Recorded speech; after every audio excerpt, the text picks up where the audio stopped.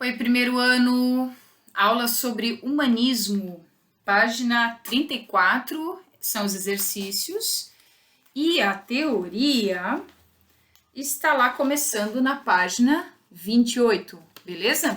Antes da gente falar do nosso assunto aqui, deixa eu falar uma coisa bem séria para vocês. A gente começou a estudar a história da literatura. Significa que a gente vai ver o trovadorismo, o quinhentismo, o barroco, o arcadismo, o romantismo, o realismo, o naturalismo, o parnasianismo, o modernismo, e vamos vendo todos os ismos.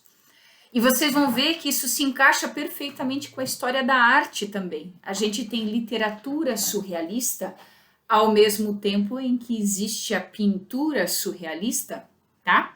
Uma coisa está encaixada na outra. Arte, literatura, história, né? Filosofia, sociologia, é tudo uma cadeia de... tudo está junto de tudo, nada está separado de nada, certo?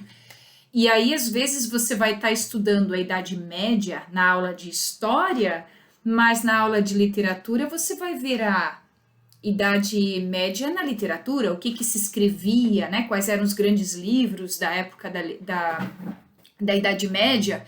E na aula de artes, vocês vão estudar os pintores medievais, né? E aí tudo vai se encaixando. O professor de história, professor de filosofia, vai falar sobre a filosofia medieval, né?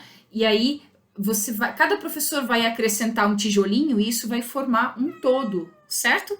De compreensão na sua cabeça. Deixa eu apresentar a minha gata para vocês, que antes ela estava miando, pedindo para entrar no estúdio de gravação. Agora que eu fechei a porta e que ela está dentro, ela quer sair, né, Iris?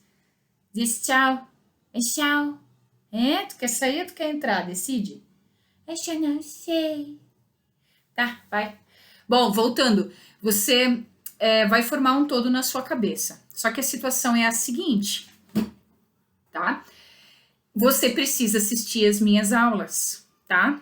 Eu sei que, pelo que deu para perceber, teve muita gente que não viu as aulas sobre trovadorismo, tá? É 10 minutinhos, vai lá e assiste, né? Aí as coisas vão fazer mais sentido para você, certo? Você vai entender melhor o todo, beleza? Trovadorismo é a literatura na época da Idade Média, é o Robin Hood, são as histórias do Rei Arthur e dos Cavaleiros da Távola Redonda, né? São as cantigas de amor, de amigo, de escárnio e de maldizer. Muita gente já me encaminhou as tarefas, né? Várias eu já corrigi, tá bem? Agora nós vamos um pouco para frente, a gente vai ver o humanismo. Humanismo com H, né? O que é o tal do humanismo? É um período de transição entre a Idade Média e o Renascimento. O Renascimento que já está logo ali na esquina, certo? Então, esse período do humanismo é esse período de transição, tá? Então, você tem ainda algumas ideias medievais, mas você já tem um começo de um pensamento renascentista, certo? Ela tá escalando a tela de proteção agora, né? Legal, querem ver? Ó. Legal de você assistir minhas aulas é que tem sempre participações especiais, né? Ela tem tela, não tem perigo nada, só me atrapalhando aqui. Gente, então, como eu estava falando, né? Estávamos no trovadorismo, que tem a ver com trovadores, Idade Média, e agora vamos para o humanismo, que é esse período de transição entre a Idade Média e o Renascimento. Gente, na Idade Média, a ideologia era teocêntrica, Deus como medida de todas as coisas. No Renascimento, passa a ser antropocêntrica, né? Você começa aos poucos a ter um antropocentrismo, que é você ter o homem como medida de todas as coisas, tá? O humanismo é essa fase de transição, onde você tem já transição, você entende o que isso significa, certo? Escritores que a gente tem nessa época. A gente tem 2 escritores que se destacam. Um deles é Fernão Lopes e o outro, Gil Vicente. Eu vou falar para vocês hoje nessa aula, sobre o Fernão Lopes, tá bem? Gente, o Fernão Lopes, ele era historiador, tá? Ele escreveu uma parte da história de Portugal, ele escreveu crônicas da história de Portugal. Tá, mas se ele é historiador, por que ele é estudado em literatura? Simples, porque o que ele escreve com tanto capricho, com tantos detalhes, de uma maneira tão interessante que não teve jeito, ele foi parar na literatura também.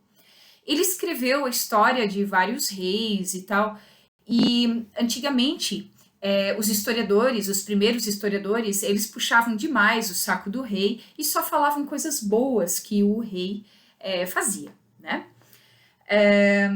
Mas o Fernão Lopes não. O Fernão Lopes, ele era imparcial. Isso era muito bacana. Ele, assim, ele contava as coisas boas e também as coisas ruins que esse rei fazia, tá?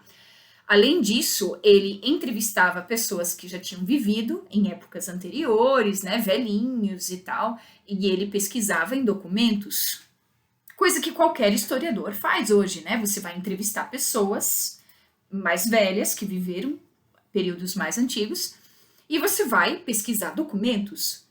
Não era assim, né? As pessoas mentiam muito, inventavam coisas, né? Tiravam da própria cabeça. Tem um primo meu que diz assim: ah, mas história também qualquer um escreve o que quer. Não é bem assim. História é uma ciência, né? E tudo é ali documentado, com base em documentos, realmente. Não é escrever o que você quer, tá? E o que acontece? O Fernão Lopes, ele é considerado o pai dos historiadores, o primeiro grande historiador, o primeiro grande cronista de Portugal, né? E ele escreveu essa história, essas histórias dele de uma maneira tão interessante que ele acabou caindo para a literatura também, tá? Então, recapitulando, estamos no humanismo, dois grandes escritores nesse período de transição entre Idade Média e Renascimento. Esses dois escritores são Fernão Lopes e Gil Vicente. Hoje a gente está vendo Fernão Lopes, que era um historiador, tá? O primeiro, o pai dos historiadores de Portugal, o primeiro grande historiador, um sujeito que levava as coisas realmente de uma maneira correta, buscando a veracidade das coisas, né? Muito bem. O antecessor dele chamava-se Fernão Mendes, mas as pessoas chamavam ele de Fernão Mentes, de tanto que ele enfeitava as coisas. A história mais impactante que Fernão Lopes escreveu é a história de Inês de Castro, tá bem? Gente, a Inês de Castro, ela é uma história assim tão absurda, tão louca, que parece que é ficção, parece que não, alguém inventou essa história, porque não é possível. Não, a história é real, tá? O que aconteceu? Havia um príncipe em Portugal chamado Pedro, Dom Pedro, não o nosso Dom Pedro, isso aconteceu lá em 1400 e alguma coisa. Faz muito tempo, tá? E esse Dom Pedro, ele não podia escolher com quem ele queria casar, porque naquela época os casamentos eram arranjados. Então arranjaram para ele uma noiva francesa, uma tal de Constance, ou Constança em português. E a moça veio para casar e acabou, assim as coisas eram decididas. Só que o príncipe acaba se apaixonando pela dama de companhia da princesa. Então ele casa com a princesa porque ele é obrigado, mas ele começa a ter um caso com a dama de companhia, que era a Inês, tá? Inês de Castro. E todo mundo sabia, mas naquela época era assim mesmo. E ele foi tendo uma escadinha de filhos com essa amante, a Inês. Aí, o que acontece? A princesa, verdadeira esposa dele, morreu, né? Morreu de morte morrida, tá? E aí, se ele ficou triste, eu não sei, mas se ficou triste por pouco tempo, porque ele pensou: bom, agora eu posso casar com o grande amor da minha vida, que é Inês. Eu estou viúvo, eu posso casar com ela. Só que os nobres portugueses não gostaram dessa história, porque a Inês de Castro, ela era da nobreza espanhola. E já pensou se o rei morre? A gente vai ter uma rainha espanhola? Não, né? A Espanha?